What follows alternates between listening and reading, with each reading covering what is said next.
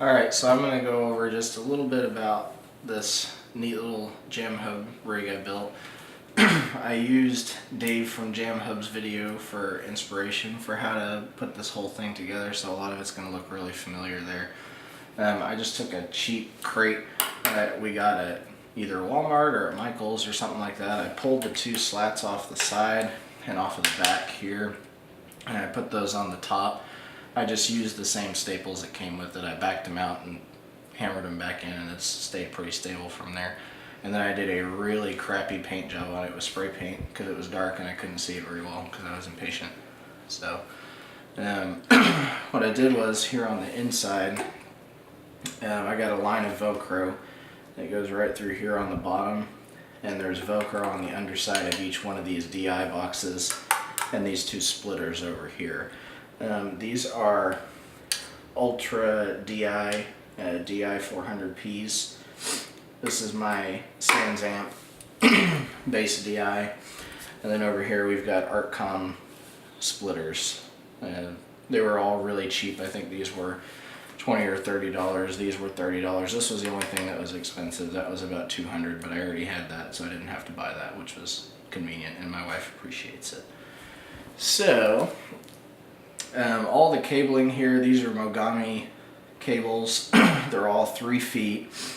They're run down through the top part of the hole here, and they're adhered to the back side of these two slats with a couple of like Velcro hook things.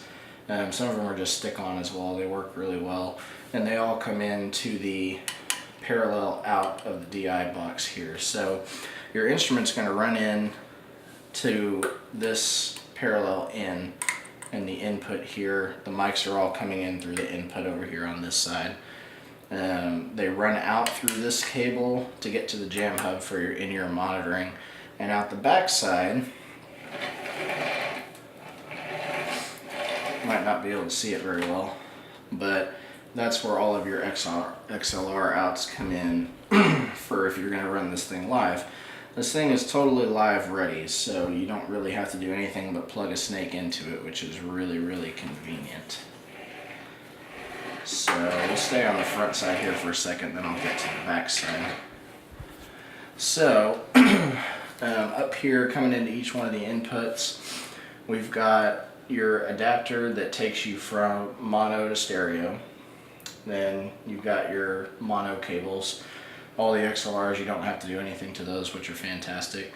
I've also got little 1/4 inch to 1/8 inch headphone adapters here, because all the headphones that I use have the 1/8 inch adapter or the 1/8 inch plugins on there. But an interesting thing that you might want to know for when you're building one of these, I ordered 2 different kinds of adapters online here. So I already had the one here on the left.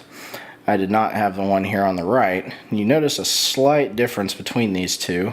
The ring on this side is just a little bit smaller than this one, and I'm gonna have to do some more research to figure out exactly what's going on with these. If anybody knows what's going on, let me know. These work with this, these do not. These will only work with if you're using headphones that have a stereo connection coming out of it. So if you're using ones that have the 3 rings on there, they will not work very well. Those will only work with the ones that have this smaller ring on there here, and I'm not exactly sure why, so if you know, let me know. Anyway, most everybody knows the difference between the ones that have the 3 rings here, the TRRS connectors.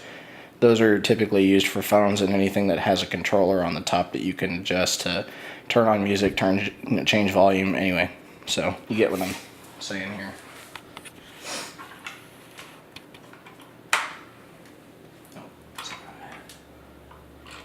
It'll work perfectly fine if you're using headphones that only have a TRS type of stereo connection and not a TRRS on there. Let's see.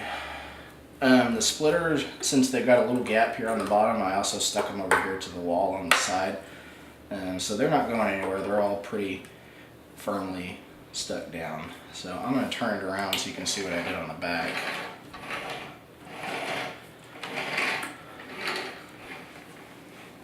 So I've got just a couple little hooks here. These are just little cheap screw-in hooks that you can use to hang just about anything. I screwed them into the back here, and that's what I wound the power cable around. This power cable is not the power cable for the Jamhub. This is actually a power strip, and that is mounted right here on the other side of this slat with Velcro, and it just so happened to fit perfectly in there, which was amazing. Actually, wait, it's up here. The power box for the Jamhub runs down through here and is on the back side of this one. So your power strip is up here on the top, and this one's down here. On the inside, I'll show you what I've got in there.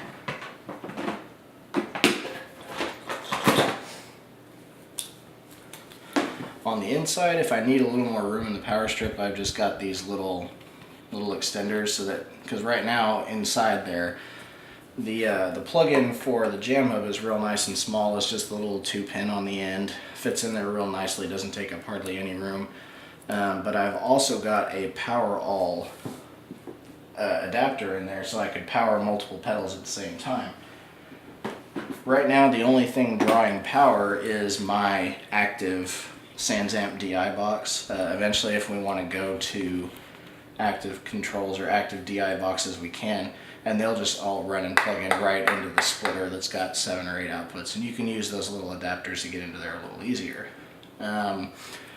All the cord for the power all is right here, stuck to the wall.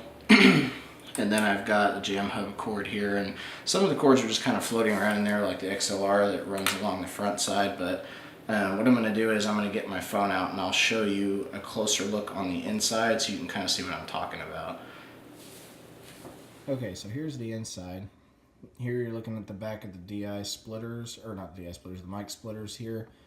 The XLR outputs on the right side, those are the ones that go to your board or your snake.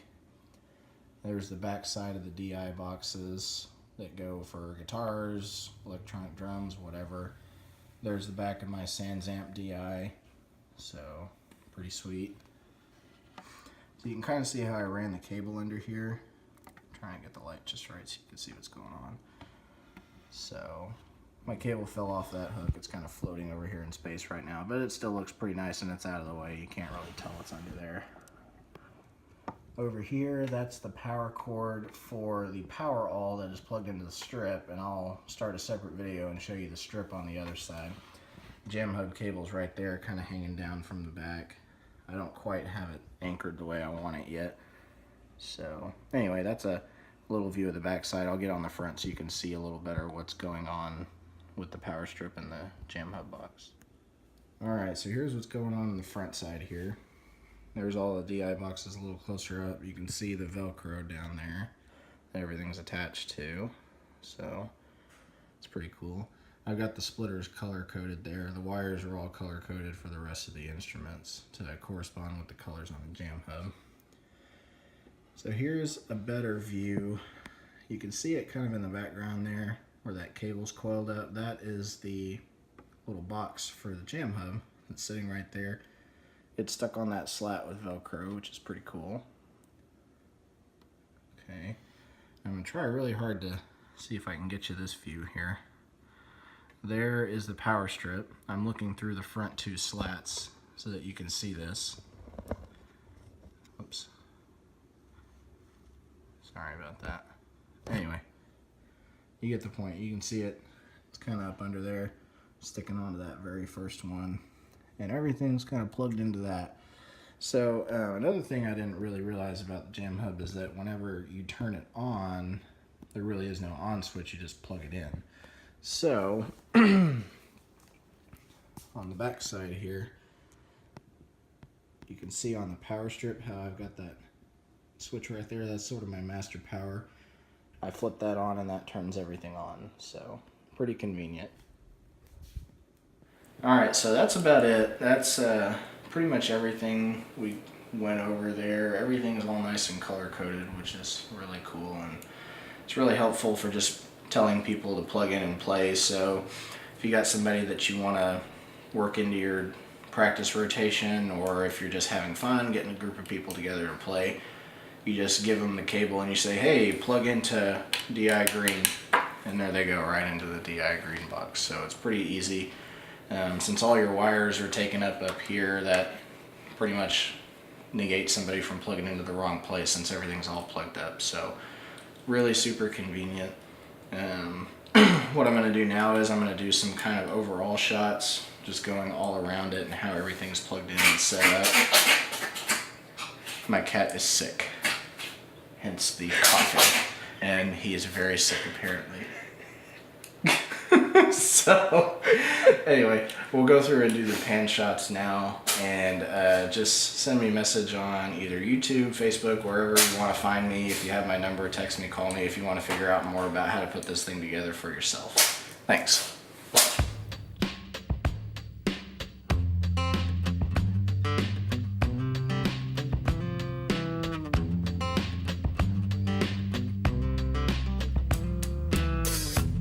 It's the perfect time of year, somewhere far away from here. I feel fine enough, I guess, considering everything's a mess. There's a restaurant down the street where hungry people like to eat. I could walk, but I'll just drive. It's colder than it looks outside. It's like a dream you try to remember, but it's gone. Then you're trying to scream, but it only comes out as a yawn when you're trying to see the one beyond your front door. Take your time, so way out, I'm gonna make you smile when you realize that a guy by side might take a while just to try to figure out what all this is for. It's the perfect time of day to throw all your cares away. Put the sprinkler on the lawn and run through with my gym shorts on. Take a drink right from the hose and change into some drier clothes. Climb the stairs up to my room, sleep away the afternoon. It's like a dream you try to remember, but it's gone. Then you're trying to scream, but it only comes out as a yawn when you're trying to see the world beyond your front door. Take your time, so way out, I'm gonna make you smile when you realize that a guy by side might take